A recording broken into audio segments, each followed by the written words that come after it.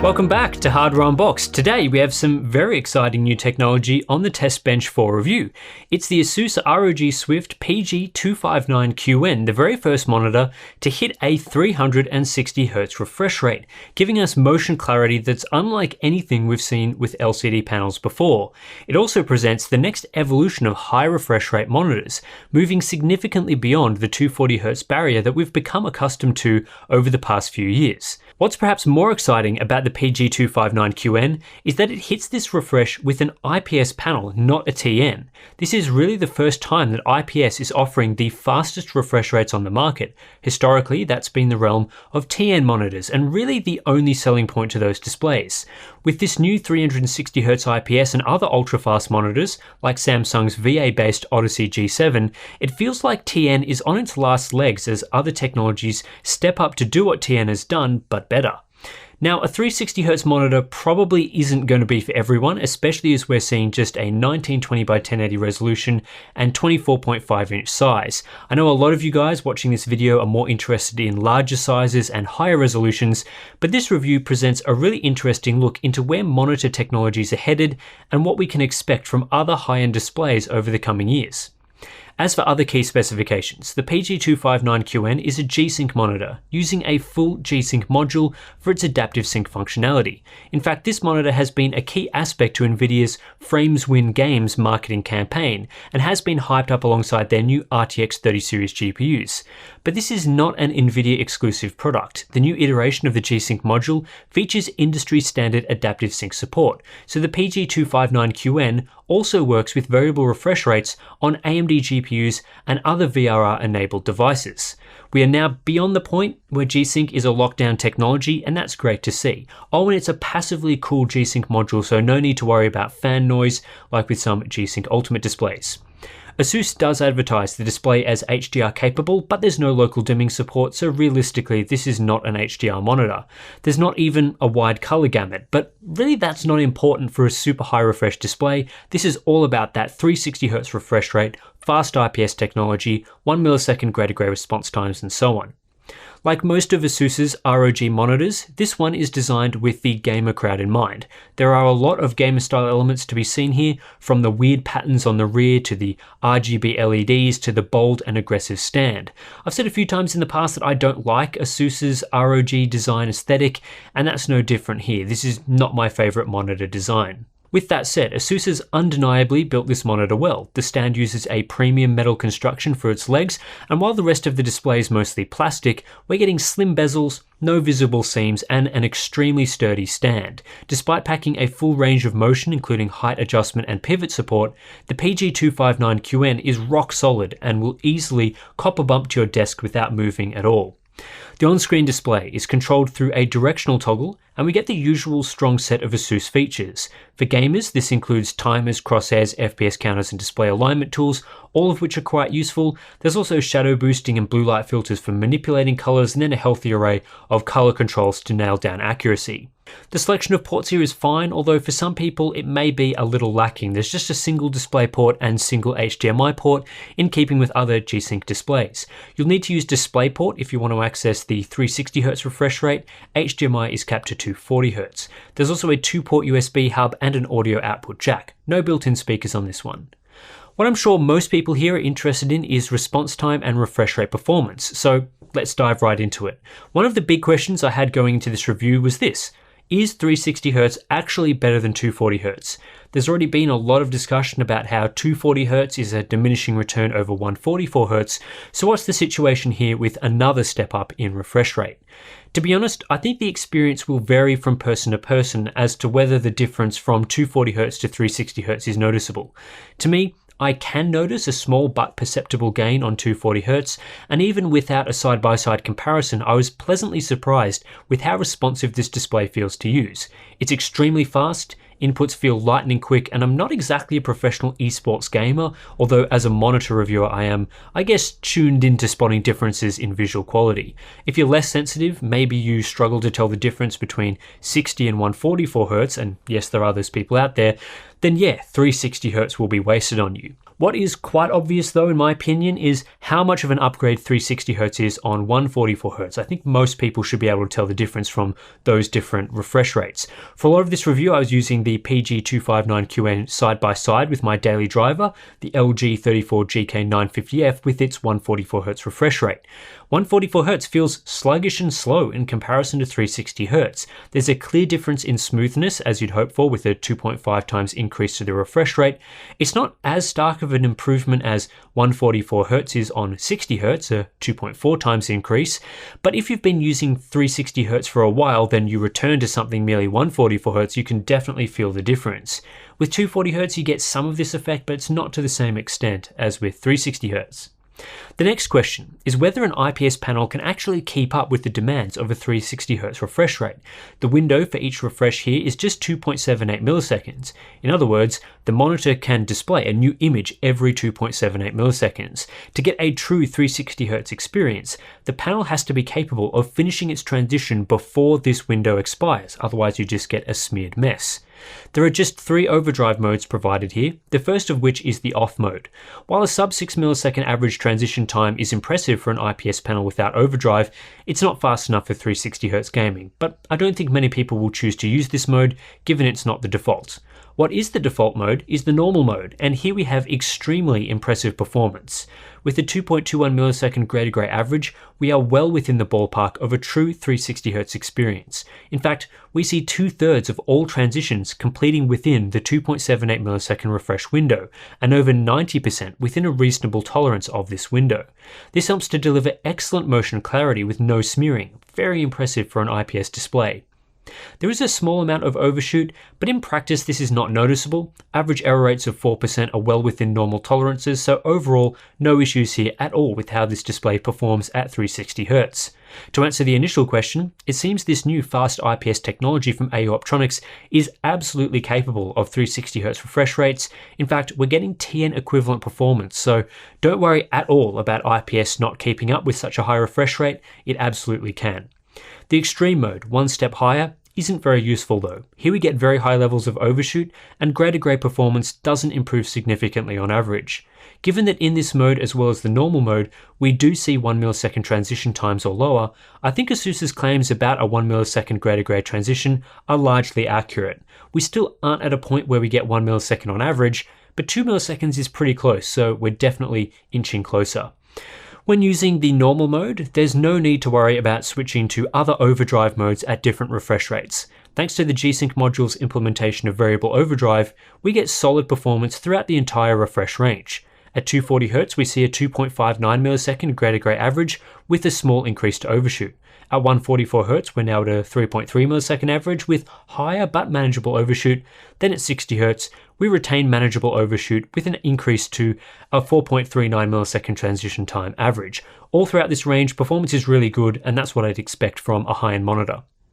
In offering nearly a 2 millisecond grey to grey average, the Asus PG259QN is the fastest monitor that we've ever tested. It's the fastest in terms of refresh rate, but also in terms of response times. The two go hand in hand here to top the charts. This monitor is about 17% faster in terms of response times than the next best, the LG 27GK750F, at lower levels of overshoot. We're also seeing 40% faster responses than other TN monitors I've tested, like the HP Omen X27, when viewing maximum performance. The only other monitor that gets close here is Samsung's Odyssey G7, another sub 3 millisecond contender, albeit with a lower 240Hz refresh rate. While Samsung is undoubtedly getting excellent performance out of a VA panel, IPS is still the fastest technology overall and more suited to ultra-high refresh rates like 360Hz. The fact it's beating TN is even more impressive, thanks to a 50% performance gain over previous generation IPS displays, which topped out at a 280Hz refresh rate. This next chart is a recent addition to our monitor reviews and shows average performance across the entire refresh range when using the best overdrive mode for variable refresh rate gaming. So previous chart was best performance at the highest refresh rate, this chart is average performance across all refresh rates tested. Due to the PG259QN falling off slightly at lower refresh rates compared to other monitors, this display doesn't quite hold the lead that it did in the maximum performance chart, but it's still the fastest display overall by a narrow margin, although with somewhat higher inverse ghosting rates. In general though, All three of the monitors at the top of these charts offer a similar excellent gaming experience. The PG259QN does it with IPS, the HP Omen X27 does it with TN, and the Samsung Odyssey G7 does it with VA. Overall, the PG259QN is the faster monitor due to its higher refresh rate, but it's great to see such strong competition between different technologies, something we've never seen until this year. Dark level performance is a non-issue with the PG259QN. There's no dark level smearing here at all. In fact, response times are quite consistent across the board. Then for refresh rate compliance, 90% is good enough for a mid-table result, and that's certainly excellent for an IPS display. We're seeing all of this achieved with a sub 5% average error rate, which indicates the panel isn't being pushed to the extreme to deliver high response times. 60Hz really isn't the best showcase of what this monitor can do, but performance is solid nonetheless with a 4.39ms gray to gray average. Not quite up there with the best TN panels, but realistically the experience will be similar given the high level of blur you get at 60Hz anyway. Input lag is excellent with this display. Processing delays around 0.2ms, which is elite, and when combined with a very high refresh rate and quick response times, we end up with a sub 4ms input to image delay. The PG259QN feels lightning quick to use, and this is why we see class-leading input latency, which allows for a very smooth and responsive experience. Power consumption is on the high side for a 24.5-inch display, although the inclusion of the G-Sync module and a high refresh rate will impact that somewhat. Still, 30 watts is nothing crazy and no cause for concern. The PG259QN also supports ULMB, aka Ultra Low Motion Blur, which is Nvidia's brand name for backlight strobing technology to reduce blur. It's interesting that it's called ULMB here instead of Asus's usual brand name ELMB, probably due to the G-Sync arrangement. There's also no ELMB sync here, so this display only supports backlight strobing at fixed refresh rates and with G-Sync disabled. There are further restrictions to how ULMB can be used though. The big one is it can't be activated at 360Hz. The maximum refresh rate for ULMB is 240Hz. 360Hz has excellent motion clarity, so at that refresh rate it probably would have only delivered a minor improvement, but still it's disappointing to see no possible combination of max refresh and ULMB. At 240Hz, ULMB is good, however there is a faint to moderate double image from strobe crosstalk. In my opinion, it's actually a bit clearer at 144Hz, although the strobe is more obvious here and you do lose the smoothness of additional frames. Neither of these refresh rates deliver a perfect backlight strobing experience, and given ULMB is limited to fixed refresh rates, it's also not an ideal situation. I'd prefer to use the monitor in its maximum 360Hz mode with G-Sync, but ULMB might be an option in some use cases. Moving now into color performance, and this should be a relatively quick section. That's because Asus has delivered near perfect factory calibration with this monitor. Not only are response times the fastest that we've tested, but the level of calibration delivered out of the box is the best I've seen from any gaming monitor. The best aspect to calibration here is perfect adherence to the sRGB gamma curve. And I mean perfect, seriously, this is flawless performance. The CCT curve is also excellent with no appreciable tint from the factory. This leads to outstanding delta E averages below 1.0 by default. This cannot be improved upon in any meaningful way with further calibration. Saturation performance is also very good. The top end is impacted a small amount, but the rest of the range delivers good performance. A Delta E2000 average below 1.0 is elite, and Delta E ITP performance is also great. Then in color checker, again, outstanding results here, equivalent to the best previous monitor that I've tested, the Acer Predator X27.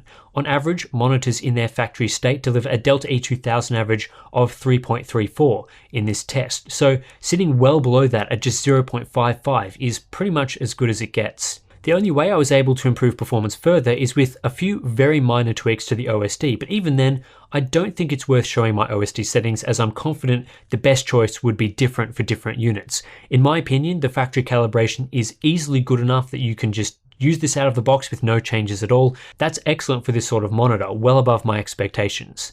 There's really only one main downside here, and that's the total sRGB color space, which sits at just 95%. That's not terrible, but it's a little short of the 100% I'd like to see from modern sRGB displays. The main culprit is the reds that are a little amount below where they need to be. Honestly, this is not a major issue for most people, though 95% is absolutely fine, but it's just something to be aware of. The PG259QN delivers very high levels of brightness in its SDR mode at over 500 nits. While it's not practical to use the monitor at 500 nits in most environments, this does allow the backlight strobing mode to also deliver a high level of brightness, so it's not a wasted feature. What's really encouraging to see is the PG259QN delivering a strong contrast ratio for an IPS display. Previous fast IPS panels like those from LG sacrificed contrast to achieve fast response times. Given IPS panels normally have better contrast and color quality than TNs, this trade-off was a bit disappointing for buyers, and while there were still other areas where LG's IPS produced much better image quality than a TN, black levels were weak. AU Optronics with this panel has made no such trade-off. You're getting a 1200:1 contrast ratio, which is a bit above an average IPS. This gives AU Optronics the #1 spot for IPS technology, and I'm quite eager to see similar implementations in other sizes and resolutions. Of course, like with all IPS monitors, contrast isn't amazing overall though, as a VA panel will offer around twice the performance or better, but given what we're working with and the response times on offer, I'll take 1200:1 every day. Viewing angles are great, similar to other IPS monitors, and obviously far better than what a TN can provide. This means you don't need to view the PG259QN dead on to get the clearest image. If you're viewing it at a slightly off angle, everything is still very clear. This may not be a big deal for everyone, but I genuinely think this is important for tournament level gaming because there's much more leeway for viewing the screen at various angles without a loss to image quality. Every little advantage counts. Then for uniformity, only average results here with a small difference between the left and right halves in terms of color tint. Not a huge deal, but after a series of excellent performance results, this is probably one of the display's weaker areas. I don't think this is bad or anything, and my unit didn't suffer from horrible IPS glow, so that's a positive. With all the testing results in, I'm very impressed with the Asus ROG Swift PG259QN. From a performance perspective, this is an absolutely fantastic display that really nails everything it sets out to achieve. The headline feature is superb response times, allowing for a true 360Hz experience, all with an IPS panel. This sort of performance was unheard of a few years ago, but it's totally possible, and Asus is delivering that here in a big way. Asus are claiming this is the world's fastest esports gaming monitor, and I would absolutely agree with that statement based on my testing. This is the highest refresh rate display I've used, and it has the fastest overall response times. That's a killer combination for competitive gaming, and when you throw in variable overdrive that keeps performance great throughout the entire refresh range, it's hard to fault any aspect to the gaming experience. But the really surprising thing is how Asus has backed up elite response times with the best factory calibration I've seen from a gaming monitor. There's no need to mess around with display settings. You can just plug in this monitor and get gaming with excellent colors. So it's basically a 1-2 punch here. The fastest response times I've seen and the most accurate color experience. That will be extremely hard to beat with future monitors. This is all achieved with few other downsides. Contrast, unlike LG's fast IPS monitors, is great. So there's been no trade-off there to achieve great performance. Brightness is superb as of viewing angles, so when combined with accurate colors, the image quality here is awesome. If I had to nitpick, the backlight strobing mode could be better, and we're not quite hitting 100% sRGB coverage, but that's pretty much all I can think of. While the PG259QN undoubtedly delivers excellent performance, I don't think this monitor will be for everyone, and I probably wouldn't recommend it to most gamers, especially casual gamers. That's for two reasons. Firstly, 360Hz for a lot of people is only going to offer a minor improvement over 240Hz. It is better, but for an average gamer, it's probably not that much better. There's also question marks over whether you will even be playing at the required frame rate, given you'll need a very powerful system and to be playing less graphically intense esports titles like CSGO or Rainbow Six Siege. The second point is the price tag of $700 US. That's a lot of money to pay for a 24.5-inch 1080p display. In fact, it's almost twice the price of the MSI MAG251RX, a great quality 1080p 240Hz IPS monitor we reviewed a few months ago. Spending $700 on a monitor that provides only a minor upgrade for most people over a $360 monitor is not a great value choice, even though the $700 option has outstanding performance. If speed isn't absolutely everything to you, then $700 can get you an awesome monitor experience with benefits in other areas. You could buy the Samsung Odyssey G7 with its 1440p 240Hz VA panel, or a nice 4K 144Hz display, or an LG 27G850 and save a bit of cash. For most people, and especially those that don't just play esports titles, I'd probably choose one of those options, or even just save a lot of cash and stick to those 240Hz 1080p IPS panels that we've seen are producing quite good quality at the moment. But I don't think average buyers are the target market for this monitor. This is for professional gamers, those that play in tournaments and do serious competitive gaming. Having that performance edge over a 240Hz display, no matter how minor, could be the difference between winning or losing a given match. For that audience, the PG259QN is an outstanding display. Higher refresh rate than we've seen before, best response times for the clearest motion, G-Sync variable overdrive, IPS display with excellent viewing angles, elite factory calibration. Spending $700 to get a competitive advantage over your fellow gamers in a money on the line setting is chump change. The only thing that matters is whether the hardware is actually good and does actually provide an advantage. And this monitor is more than just good. We're also getting a look into the future of monitor technologies. While 360Hz displays at 1080p resolutions might be expensive and a bit out of reach for most buyers today, this continual innovation at the high end ripples through the rest of the market. 240Hz displays will get cheaper and better, IPS monitors will get faster. In a few years, specs like these will get more affordable as new stuff is introduced at the top. That's what I love to see, and the performance on offer with the PG259QN has me excited for the next few generations of monitors across the entire ecosystem. That's it for this review of the Asus PG259QN. Hopefully you've learned a whole lot about 360Hz displays, fast IPS technology, and all the things you might need to know if you want to go buy a high refresh rate display in 2020. If you want to support our monitor testing, you can do so through our Patreon page. Links are in the description below. You'll get access to our ICC profiles, monthly live streams, behind the scenes videos, and our nice and vibrant Discord community, so it's well worth signing up over there. You can also subscribe for more monitor testing, and that's it. I'll catch you in the next one.